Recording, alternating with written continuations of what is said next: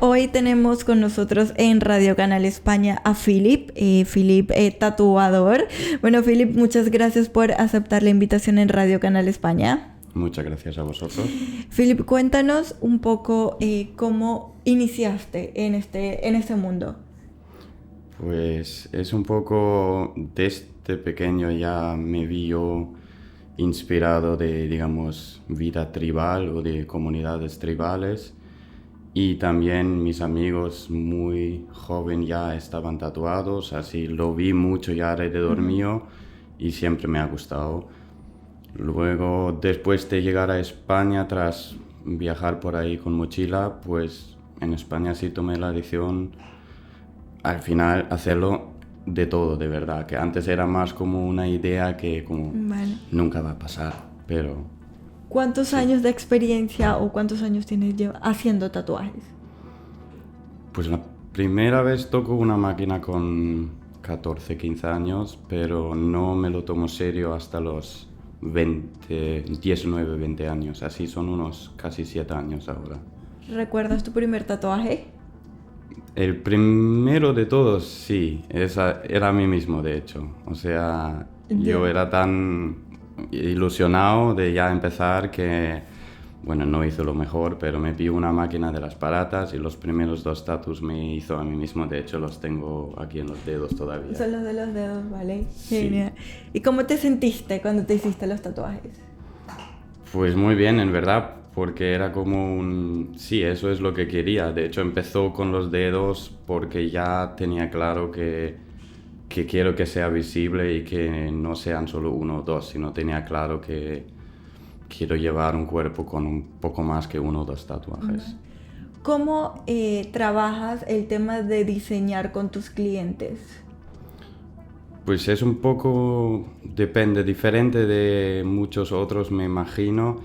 Obviamente hay los clásicos también que se toma una idea del cliente y se diseña, pero yo personalmente mis diseños los tengo mucho más basados en intentar averiguar con el cliente un poco también mentalmente y la vida cómo le puedo ayudar e intentar hacer, es un proceso un poco más largo, pero un símbolo ayudando, un talismán, para decirlo así, ayudando en el proceso de esa persona, según lo que falta.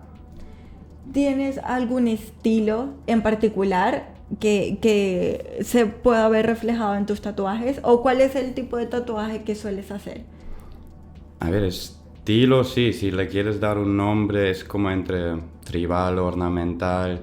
A ver, el nombre tribal tiene ya su predisposición de una época que a mí no me gustaba, pero el tribal de verdad de hace muchos miles de años que existe en el mundo, en realidad todos los tatus de hoy en día, en mi opinión, vienen originalmente de algún tipo de tribu, de algún tipo de tatuaje muy antiguo y simple.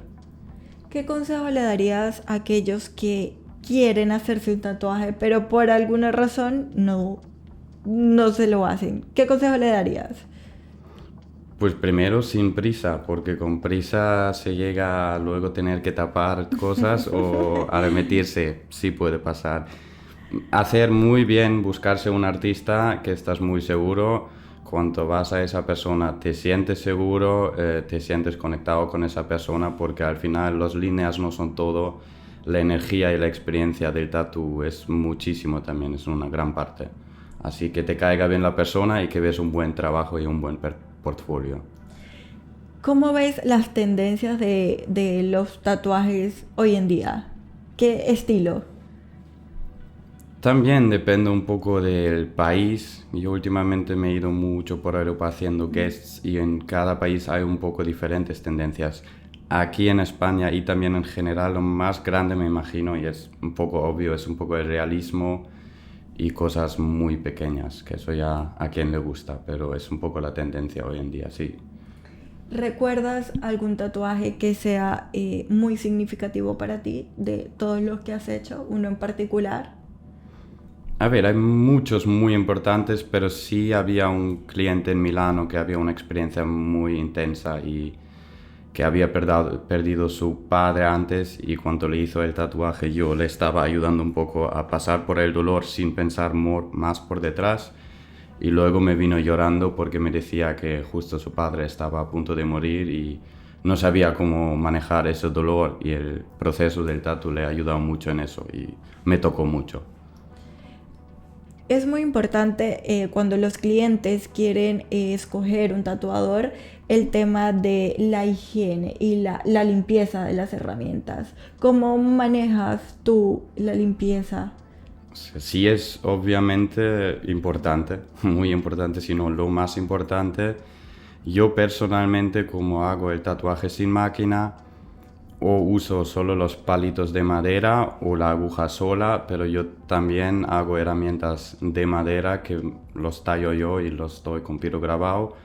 Estos sí, luego habrá que envolverlos en plástico, por ejemplo, y poner la aguja encima. Y otros que tienes, por ejemplo, de hierro, etcétera, pues el proceso típico, ¿no? Que lo aprendemos todos en el higiénico, de esterilizarlos, limpiarlos con alcohol, y si no, tienen que ser sí o sí cosas para desechables, desechables. ¿Qué consejo le darías a aquellos que son nuevos haciendo tatuajes? Pues que aguantan y que intentan encontrar su dirección y que no se dejan bajar porque hoy se habla mucho de trabajo o sobrepeso en todo el mundo del tatu, demasiadas tiendas. Sí, la industria ha aumentado, pero uno con un buen trabajo y con un buen corazón creo que puede llegar muy lejos también y a tener su propia clientela que se fía de uno mismo. Vale, hablabas antes de las personas que se tapan los tatuajes. ¿Puedes hablarnos un poco sobre estas personas que, bueno, suelen taparse con uno más grande, o qué tan difícil es este tema de los tatuajes para el cambio? A ver, a la hora de técnica es obviamente un poco más complicado, pero a la hora personal yo no lo veo tan malo porque yo personalmente también llevo mucho tapado. Y yo creo que sí que puede haber muchas personas, si llevas muchos tatuajes, llegas a un punto que con algo igual ya no conectas o ya no te sientes en la misma vibra, ya no te sientes en la misma época, y puede quedar muy bonito algo también tapado o blast over, como se dice, que no es tapado entero, sino que se ve algo por debajo aún. Tiene su propia belleza en mis ojos y creo que es simplemente un paso en el proceso también, pero eso tiene que saber cada uno. Alguien puede decir que a mí me gustan esos y me los quedo. Yo sabía que temprano o tarde va a llegar el momento donde voy a ir encima de ciertas capas. Vale. ¿Cómo podemos encontrarte en tus redes? Si puedes dejarnos tus redes para todos aquellos que estén interesados en contactarte. Sí, estoy en Instagram @jiva.poke, jivapoke, y ahí se puede escribir, ahí también encontráis mis correos y todo, me podéis mandar mensaje directo y de ahí se puede ver todo. También el portfolio. ¿Tienes un estudio? ¿Atiendes en tu casa o...? Los primeros 4 años por ahí sí que estaba en un estudio en mi pueblo, trabajando ahí, pero los últimos 2, 3 años sí que me he montado al final un estudio privado en casa y me manejo haciendo guests por Europa, que son muchas experiencias, también son otros clientes y en algunos países otra economía.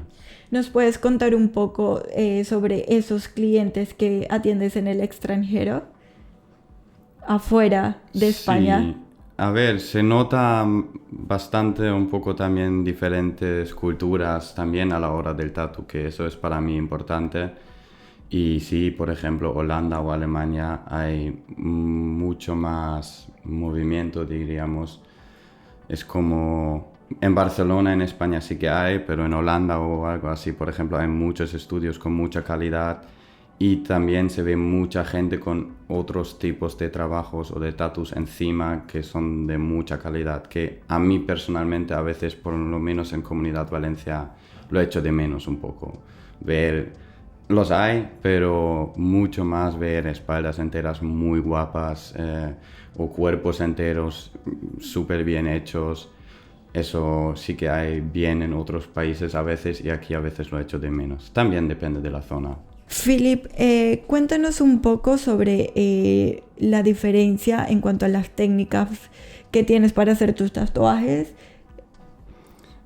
Pues depende, hoy en día se conoce más obviamente la máquina, que es lo típico que se tiene hoy, pero sí que hay una gran variedad también de técnicas sin máquina, incluyendo el hand poke o el hand tapping, que por ejemplo se conoce de los maori. Y a mí me parece muy interesante y muy importante también porque se ve un poco muchas veces como algo que hacen gente en la cárcel o niños en casa, pero si se ve la historia del tatú, hay más que 6.000 años de momias que tenemos que llevan tatuajes hechos sin máquina y en comparación unos 200 y pico años existe la máquina como la conocemos hoy en día. Así a mí me parece que nos olvidamos muchas veces de la gran parte del tatú que han sido los tatuajes sin electricidad y sin máquina. ¿Visualmente hay alguna diferencia?